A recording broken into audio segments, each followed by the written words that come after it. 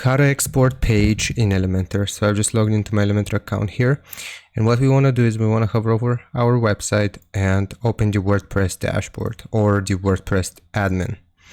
Now here what we're going to do is we're going to hover over Elementor and we want to go to tools.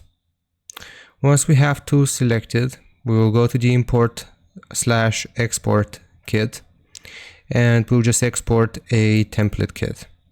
If we click on start export, it's going to load up this page here, export the website kit, and we can select what we want to export. So this tutorial is about exporting a page, so we can uncheck these two.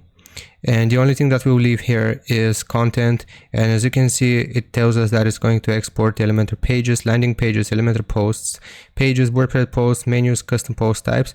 And basically after we have done this, we'll click on next, and then we can choose the what we're using, what plugin we're using, and we can create a kit, and then we can download this, and that's how you export a page in Elementor.